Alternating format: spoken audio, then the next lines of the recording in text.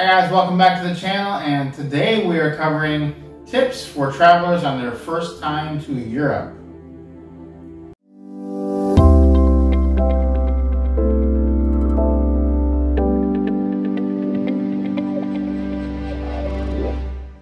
Okay, so these tips are good for you if you're coming for just a short time or for several months. You can use them for any type of trip.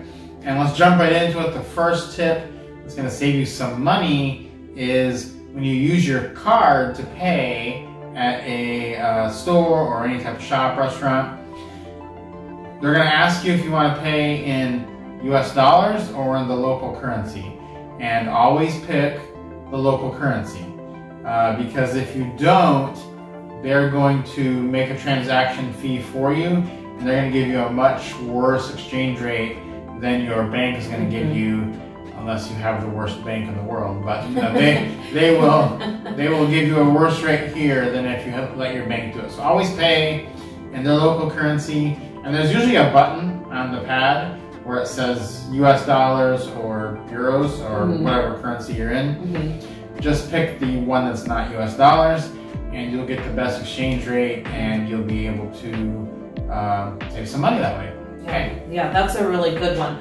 Next one in line with money is make sure that you always have small change with you. So like, coins that are worth, $1 or 50 cents or so, because you're going to need those for the public restrooms because they're not free.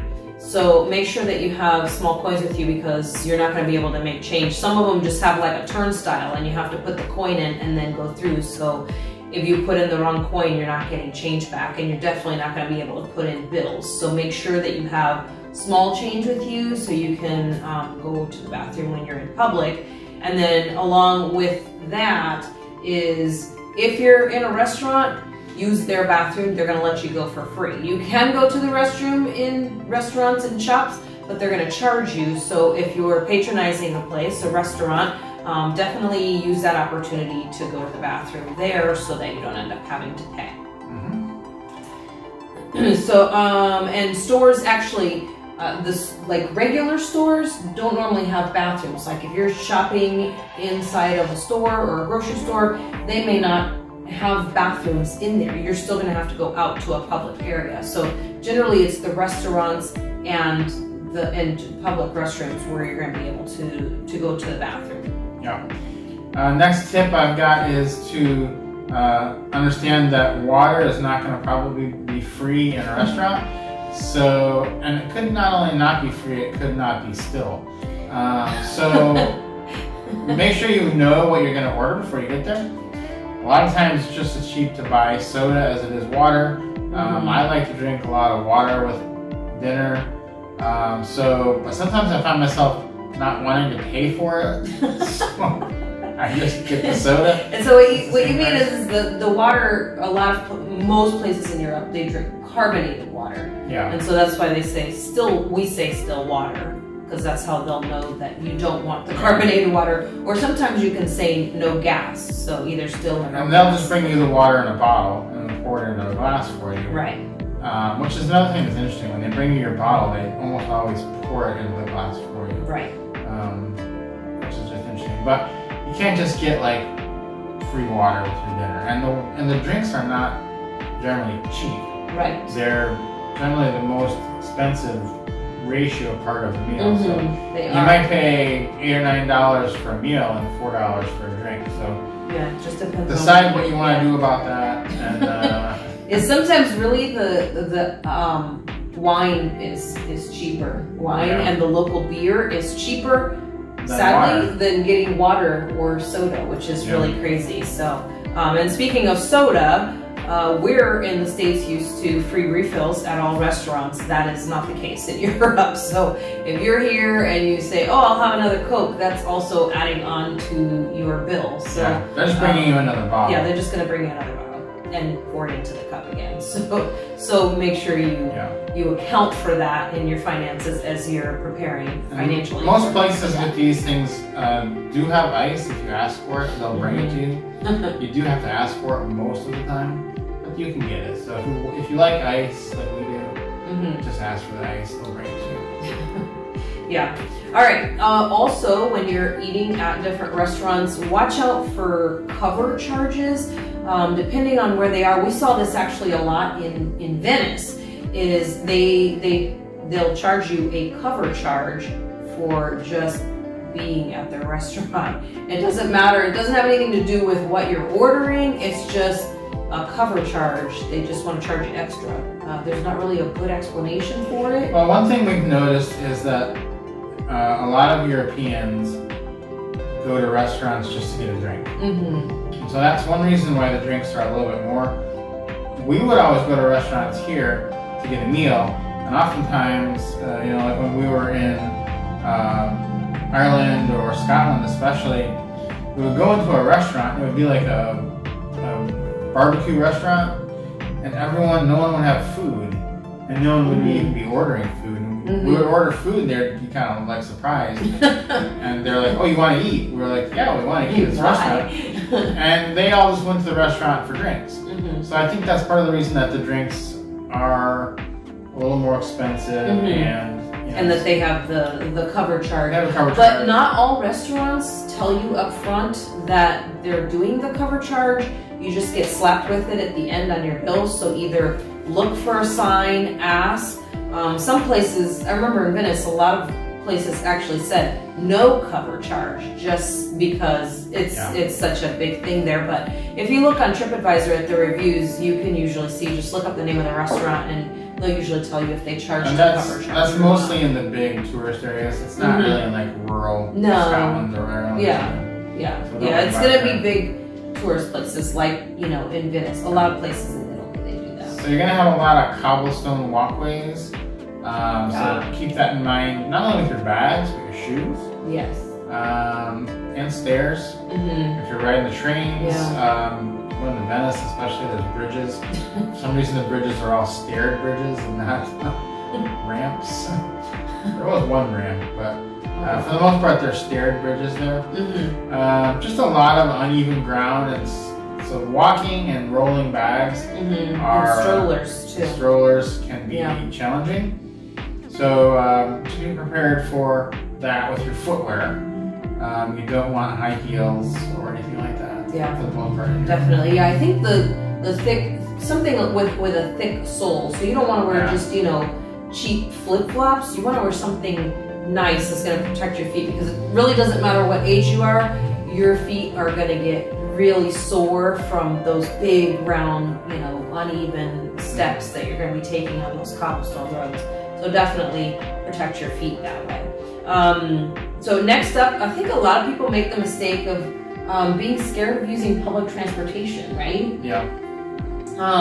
So a lot of places, just do your research. A lot of places have apps or maps that you can download before you get there, and you can already have access to those on your phone and kind of see the routes in different places. And it's so inexpensive, it's very cost effective, and it's how everybody else in the city is getting around. So why not just hop on there and have a great experience too? It's generally a very good experience. And if you're having any trouble, just ask somebody on the bus, hey, will you help me with this? And they're usually very helpful.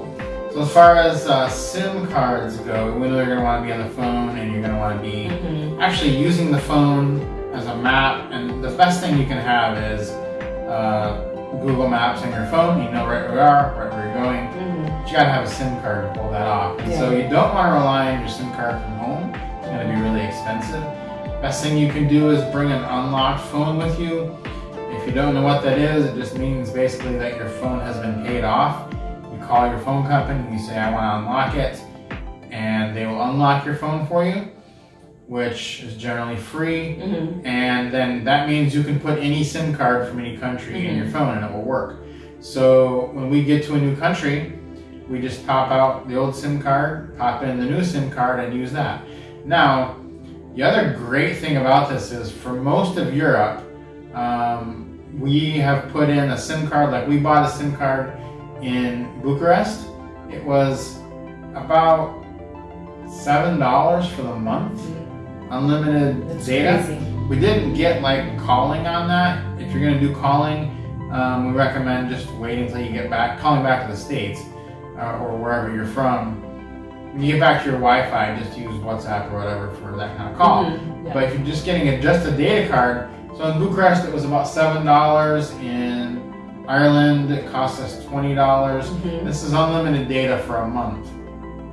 And the great thing about these were every single one that we've bought so far has worked in the next country. Right. So if you buy it in Ireland, you're going to be able to use it in Scotland, worked in Norway, even worked in the Faroe Islands. The guy was like, I don't know if it's going to work in Faroe Islands, but he said it should. We got there and it did. It did. Worked in Iceland, worked in Croatia. So you can just buy one card, no matter what country you go to, it can just keep working, and you can then just top that card up online if you're there for more than a month. Only country we've been to that it has not worked and we did not have coverage was Bosnia.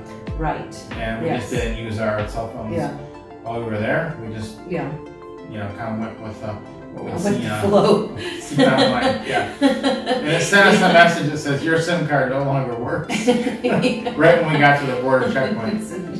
We can't help you. You mentioned WhatsApp. That's a great app to have because you'll be able to do texting to back home, and you can actually keep your old number with your WhatsApp texts and such. And still switch out the SIM card. It'll ask you, do you want to switch your number? Just tell it no, and you can keep your old number. So anybody that you told, at home to set up WhatsApp is still going to be able to do that through your old number. So that's actually really good. So next one is plugs and adapters you need to bring. You definitely need to bring a universal adapter and several plugs. Very few places. Few have had USB ports. A couple hotels, 1 or 2 Airbnbs even had a couple of USBs. In Norway. Norway has everything. They're a little more advanced than a lot of the other countries. A lot of the other European countries. So if you're not in Norway, you're going to need a lot of adapters probably. And there's not a lot of actual outlets in many places. So because it's a lot of older buildings. So, they're not going to go in and rewire the whole thing and put a bunch of plugs in. You'll find that you're going to be short on outlets. So make sure we have one with us that actually supports 3 things. So you can plug one in, and then there's actually 2 USB plugs as well on the one. So it's always good to have something like that because we can actually charge 3 things at one time with absolutely no problem on this one plug. So those are really great to have something like that. And then make sure that what you're bringing converts to 220 voltage, which is what they use in all of Europe. So just look on the actual plug on the item that you have and make sure that it converts. If it does not, it's just going to blow it out. Even if you buy a converter, a voltage converter, that's actually they don't always work, and sometimes they still fry your items. So why bring something big, heavy, bulky that may or may not work? Just make sure you bring something that's convertible, that converts to 220 easily. Next one is there are no dryers. I hadn't noticed this. No dryers. The only place, of course, Norway, is where we did have a dryer, and I almost cried. I was so excited that we had a dryer there. But just because, I do love warm clothes coming out of the dryer, but it dries faster. You don't have to worry about flipping stuff, but pretty much everywhere we've been, you have to hang your clothes out to dry. So just know that, and set that timetable in your head of, hey, I'm not going to be able to use this shirt or these pants for a day or 2 until they've dried enough out in the sun. And sometimes you don't even have a place outside you could dry them. Sometime, like when we were in Bucharest in Romania, we didn't have an outside space to dry our clothes, so we actually had to hang them inside. We had a rack, but we had to hang them inside our apartment. And that's obviously mostly Airbnbs we're talking about there. Right. None of the hotels have dryers. But, no, you're out a lot. In Norway we had dryers. Nowhere else did we have a dryer. Actually, in Faroe Islands we had a dryer. No? Okay. Just Norway. We didn't. Just Norway. The Faroe Islands, it was so windy, you just hang them up. It was dry in like 3 seconds. Yeah. You gotta bring your own bag to the store, or you're gonna pay for a lot of bags. Yes, you end up having to pay for a lot of bags. We have one that we bought in Romania. We've been traveling with it. It's actually a great reusable bag, but the stores will charge you for it. Do you want a plastic bag? If you say yes, there's a fee. And yes, it's not a lot of money, but you're going to end up with a bunch of plastic bags. So what are you going to do with them? Just throw them away. So why not just do yourself a favor? It's a lot easier, and you have a bag that you know is reliable, and you can put all your things in. So definitely make sure you have a reusable bag that you can carry with you all the time. Yeah, so this one's interesting to me to do with credit cards, because I do most of the paying, and the credit card is what we've been using. And most of the time they'll try to get you to tap your card on the thing, because their cards all are wireless. But if you're an American, you have to insert the card like we do, and they will be kind of surprised by that. And then they'll insert it, and then they'll have to they may even have to find a pen. They may have to go in the back to get a pen, because nobody here has to, if you tap, it just goes. But if you insert the card, they have to have you sign the slip. So they'll go through the struggle of finding a pen. Maybe bring a pen with you. You have to sign it, and then that's just an interesting part of that. But with that, along with the money, is that you want to also have a lot of coins, because they do a lot of coins, like Euro coins are €1, €2. The Kunas have, 1, 2, 5, 10 Kuna. Same thing with kroners. Enough for a tip, because when I've been paying with the credit card in a restaurant, they'll do it just like we do. They'll bring you the thing to sign. You sign the receipt. There's never been a place for a tip in all of Europe where you can leave a tip. So if you're gonna leave a tip, you're gonna have to leave in cash. And the bills are pretty big, so you're gonna have to carry some of those coins with you for your tip, depending on what kind of restaurant you're eating at. Now the tipping, of course, isn't generally as high as we do in the States. Generally 10% is what you're gonna be tipping.